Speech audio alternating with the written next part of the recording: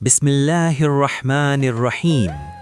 میرے عزیز نوجوانوں، آج ہم اہل بیت اطہار کی عظمت اور خاص طور پر حضرت امام حسن مجتبی رضی اللہ عنہ کی شان کے بارے میں کچھ باتیں کریں گے۔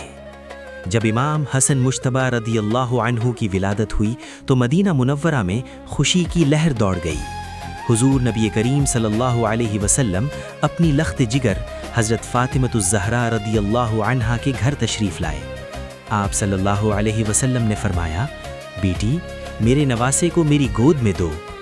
جب سیدہ فاطمہ رضی اللہ عنہا نے ننھے امام حسن کو نانا جان کی گود میں رکھا تو نبی کریم صلی اللہ علیہ وسلم نے بڑے پیار سے ان کو اپنے سینے سے لگا لیا۔ آپ صلی اللہ علیہ وسلم کے چہرہ مبارک پر خوشی کے آثار نمایاں تھے۔ روایات میں آتا ہے کہ حضور صلی اللہ علیہ وسلم امام حسن کو دیکھ کر محبت سے مسکرائے اور فرمایا، بیٹی تمہارا یہ بیٹا مجھے اپنی والدہ حضرت آمنہ رضی اللہ عنہا کی یاد دلا رہا ہے۔ پھر حضور صلی اللہ علیہ وسلم نے فرمایا، بیٹی اگر آج میری والدہ زندہ ہوتی تو وہ اپنے نواسے کو دیکھ کر میرے بچپن کو یاد کرتی۔ میرے نوجوانوں، حضرت علی المرتضی رضی اللہ عنہ فرمایا کرتے تھے کہ سر سے لے کر ناف تک میرے بیٹے حسن کا وجود حضور صلی اللہ علیہ وسلم سے مشابہ ہے، اور ناف سے لے کر قدموں تک میرے بیٹے حسین رضی اللہ عنہ حضور صلی اللہ علیہ وسلم سے مشابہ ہے۔ جب دونوں بھائی اکٹھے کھڑے ہوتے تو یوں محسوس ہوتا تھا جیسے حضور صلی اللہ علیہ وسلم کی دو جھلکیاں سامنے موجود ہیں۔ اعلیٰ حضرت امام احمد رضا خان رحمۃ اللہ علیہ اسی حقیقت کو بیان کرتے ہوئے فرماتے ہیں، حسن و حسین ہیں دو ٹکڑے مصطفیٰ کے، جیسے چاند کے دو ٹکڑے ہوں آسمان میں۔ میرے بھائیوں، اہل سنت و جماعت ہمیشہ اہل بیت کا ذکر محبت سے کرتے ہیں۔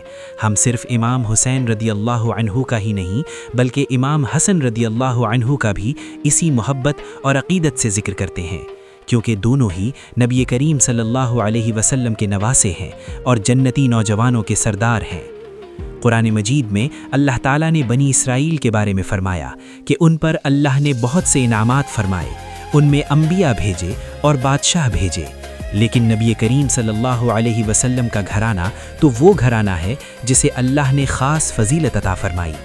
یہ وہ گھرانہ ہے جس میں حضرت فاطمہ رضی اللہ عنہا ہیں، حضرت علی رضی اللہ عنہ ہیں اور حسن و حسین رضی اللہ عنہما ہیں۔ یہی وہ گھرانہ ہے جسے لوگ اہل بیت کہتے ہیں۔ میرے عزیز نوجوانوں، امام حسن رضی اللہ عنہ کی شان یہ تھی کہ جب آپ پیدا ہوئے تو حضور صلی اللہ علیہ وسلم نے ان کے منہ میں اپنی مبارک زبان رکھی۔ اس کو تحنیک کہا جاتا ہے۔ عام طور پر بچے کو کھجور چٹائی جاتی ہے، لیکن امام حسن رضی اللہ عنہ کو تو نبی کریم صلی اللہ علیہ وسلم کی مبارک زبان نصیب ہوئی۔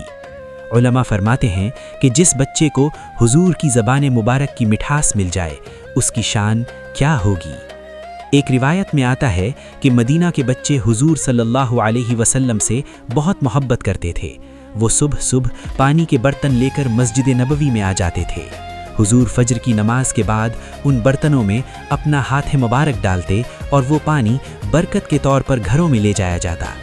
مدینہ کی مائیں اس پانی سے کھانا پکاتیں اور اپنے بچوں کو پلاتیں تاکہ ان کے اندر رسول اللہ صلی اللہ علیہ وسلم کی محبت پیدا ہو۔ میرے بھائیوں، یہی وجہ تھی کہ مدینہ کے بچے عاشق رسول بن کر بڑے ہوتے تھے۔ ایک مرتبہ نبی کریم صلی اللہ علیہ وسلم نے کھجور کھائی اور اس کی گٹھلی زمین پر ڈال دی۔ ایک بچہ دوڑ کر آیا اور اس گٹھلی کو اٹھا کر چوسنے لگا۔ یہ بچہ کوئی عام بچہ نہیں تھا بلکہ بعد میں وہی بچہ امت کے عظیم عالم بنے۔ وہ تھے حضرت عبداللہ بن عباس رضی اللہ عنہما۔ حضور صلی اللہ علیہ وسلم نے ان کے لیے دعا فرمائی، اللہم فقہہ فی الدین، یعنی اے اللہ اسے دین کی سمجھ عطا فرما۔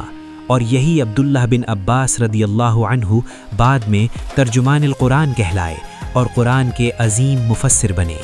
میرے عزیز نوجوانوں، حضرت امام حسن مجتبی رضی اللہ عنہ کی پوری زندگی ہمیں یہ سبق دیتی ہے کہ ایک مومن کو کیسا ہونا چاہیے۔ آپ کی صورت مبارک رسول اللہ صلی اللہ علیہ وسلم سے ملتی تھی اور سیرت بھی رسول اللہ جیسی تھی۔ حلم، صبر، عبادت، سخاوت اور لوگوں کے ساتھ حسن سلوک، یہ سب صفات آپ کی زندگی میں نمایاں تھیں۔ ایک مرتبہ ایک محتاج امام حسن رضی اللہ عنہ کے دروازے پر آیا۔ اس نے عرض کیا، یا ابن رسول اللہ، میں بہت محتاج ہوں، میری مدد فرمائیں۔ امام حسن رضی اللہ عنہ نے فرمایا، کچھ دیر ٹھہرو، میں دیکھتا ہوں کہ گھر میں کیا موجود ہے۔ آپ اندر گئے اور جو کچھ تھا جمع کر لیا، پھر اس سائل کو بلایا اور فرمایا، یہ سب لے جاؤ۔ وہ شخص حیران ہو کر کہنے لگا، یا ابن رسول اللہ، آپ نے تو میری ضرورت بھی نہیں پوچھی اور اتنا سب کچھ دے دیا۔ امام حسن رضی اللہ عنہ نے فرمایا، میرا رب مجھے بغیر مانگے عطا فرماتا ہے، اس لیے میں بھی بغیر پوچھے دینے کی کوشش کرتا ہوں۔ میرے نوجوانوں، یہ ہے اصل سخاوت۔ اصل سخاوت یہ نہیں کہ انسان کے پاس بہت مال ہو، بلکہ اصل سخاوت یہ ہے کہ انسان کا دل بڑا ہو۔ اسی لیے علماء کہتے ہیں کہ اہل بیت کا دروازہ کبھی خالی نہیں رہا، جو بھی آیا خالی ہاتھ واپس نہیں گیا۔ میرے بھائیوں، اہل سنت و جماعت ہمیشہ اہل بیت سے محبت کرتے ہیں۔ ہم امام حسن رضی اللہ عنہ کا بھی ذکر کرتے ہیں اور امام حسین رضی اللہ عنہ کا بھی، کیونکہ دونوں ہی نبی کریم صلی اللہ علیہ وسلم کے نواسے ہیں۔ حضور نبی کریم صلی اللہ علیہ وسلم نے فرمایا، الحسن والحسین سیدہ شباب اہل الجنہ، یعنی حسن اور حسین جنت کے نوجوانوں کے سردار ہیں۔ سوچئے، جن کے بارے میں خود رسول اللہ صلی اللہ علیہ وسلم یہ فرما دیں کہ وہ جنتی نوجوانوں کے سردار ہیں، ان کی شان کتنی بلند ہوگی۔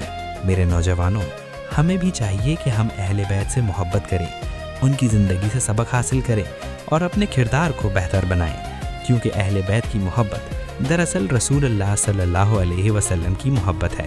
اسی محبت کو بیان کرتے ہوئے شعراء نے بہت خوبصورت اشعار بھی کہے ہیں۔ تیری نسل پاک میں ہے بچہ بچہ نور کا، تو ہے عین نور، تیرا سب گھرانہ نور کا۔